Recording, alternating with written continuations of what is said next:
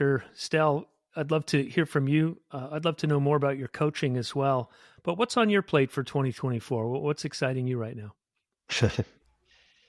It's a timely question, and it's ironic that Dan brings up epiphany, André brings up energy, and the reason I bring it up is every year it was suggested from one of my coaches to pick a word or two so that it anchors you for the year. And Mark, you said all of you help other people, and it's so true, because my words that I would always pick was for other people and the impact I can make for them. And this year was a little bit different. And what I usually do is I look back over the year and evaluate and say, okay, all the things that went right, what went wrong. It's one of the strategic coach concepts called the experience transformer that I do for the whole year. But this year I did it a little bit differently because our brains typically lock onto what went wrong. And what I did this time is I only focused on the things that went right, and all of you are part of those experiences for me.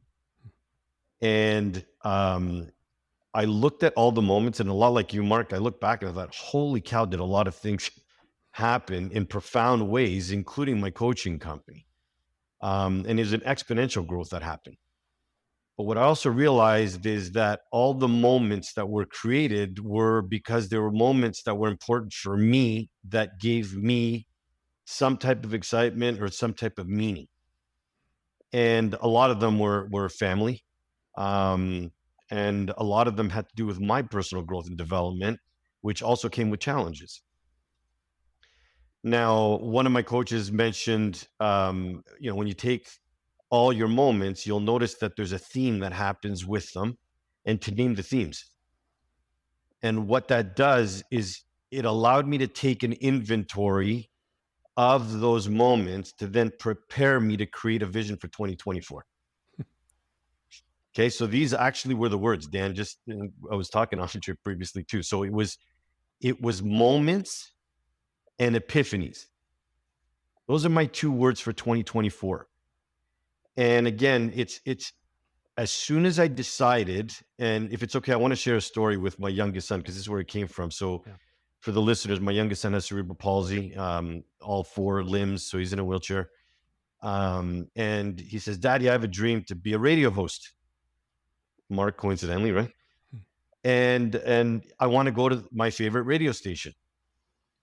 And I said, okay, Gaze, you can't just walk into a radio station. He says, well, I already texted the radio host, but she's not responding to me. I said, okay. And he said, we're going to go to the hockey game on Tuesday night, whenever it was. I want to stay downtown and I want to go to the radio station. So we go to the radio station. He walks up to the 2 people that work at the front desk and says, I want to see Sarah at CHFI. And she said, do you have an appointment? He says, no. And he says, well, you can't go up there without an appointment. He says, well, I'm trying to. I'm texting, but she's not responding to me. So I figured I'd come out live. Is there anything you could do? So here's this 11-year-old in a wheelchair where you'd think that he'd be the one to give up, and he was persistent. Next thing you know, we're in the radio station and he's speaking to the radio host and they're having a conversation about his dream. And what it made me realize is, again, it's like, okay, I'm living my dream right now and I'm meeting unbelievable people that are living theirs. And it is those moments that I am in charge of for creating the environment or creating the conditions for, I'm not even going to say the learnings anymore, for the epiphanies to occur. The ahas, the awarenesses, the magic. Okay, I want to say one more story because this is how it linked right away. I mean, it's the beginning of the year. It's happening already. So I'm a Buffalo Bills fan. I love my Bills. My oldest son, I don't know how it happened, is a Pittsburgh Steelers fan. So over the last... We're both wrong. Hey, the Seahawks are out, pal.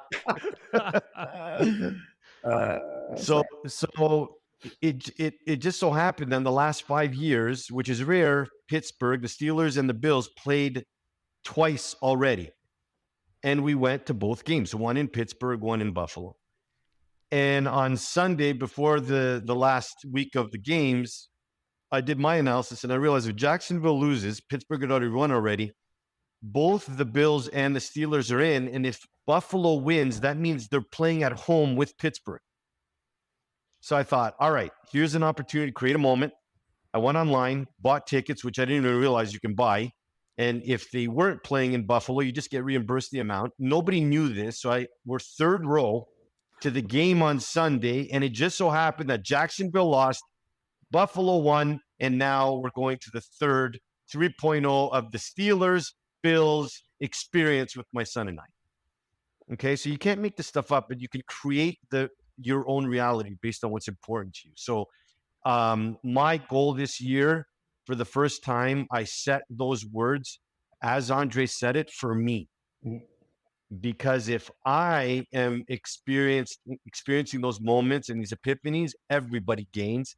And then I have creative abilities to then create more things with my coaching and everything that I'm doing within the office to make a massive impact or continue to make a massive impact in the world. So anyways, I'm grateful for all of you for being a part of an incredible year last year. You're welcome. That's awesome. And I think what's so refreshing, Stel, about everybody on this call, I never hear any of you say, well, if so-and-so would only do this, then I could do that. And what I see is that I see three guys who are not waiting for other people to provide them opportunities to do X, Y, and Z. Like I told you in the past, Mark, we get shit done. We don't wait for shit to get done for us. I love it. Dan, as you were listening to Stel, what were you thinking about? So I tell people I've been writing goals and for a very long time, probably better part of almost 20 years now. The same sort of structure, same framework for the better part of 16 years and 17 years, I guess, at this point. But probably for 10 or 15 of those years, very early on, I started calling them energy investments because that's really what they are. It's like, where am I going to put my energy? It's not about getting the thing. It's like, what am I going to focus on? And so when I hear Stel say I'm going to make this moment, it makes a lot of sense. It makes a lot of sense. And I hear André saying the same thing. I mean, it's always the same thing. It's just different words, but it's the same thing. So very cool stuff. And hearing that story about Gabriel, your son, it reminded me of when I was interviewing Julia Waller from Strategic Coach, and in the book, Unique Ability 2.0, in the preface, Dan Sullivan, founder of Strategic Coach, told the story of how he came up with the idea of unique ability. He was working for a member of parliament in Canada and was tasked with writing a report on people with disabilities. So he traveled Canada and was interviewing tons of people with disabilities. And what he discovered was the people who were most successful were defined by not what they couldn't do, but what they could do. And what he realized is that all of us have impairments of some kind. And if we focus on that stuff that we can't do, we're never going to get anywhere. But if we focus on those things that we are good at and that do light us up, then we get to those moments like your son experienced. It's such a beautiful story because all of us, if we just focus on that stuff, those moments will happen. And over this past year, I've had moments where I'm listening to someone speak in a podcast interview, and I'm just blown away. I'm blown away at what they're telling me, and I'm blown away at how things are unfolding and how the story is unfolding. And I'm blown away at how much I've learned from these people. But those moments come when we define ourselves by our abilities and by our desires. And that's such a great story. And if your son ever wants to talk about radio, I started in radio way back in the day, making $5 an hour, living in my future in-laws' basement in Spokane, Washington. But man, sky's the limit. If he wants to do it, go for it. There's no reason he can't.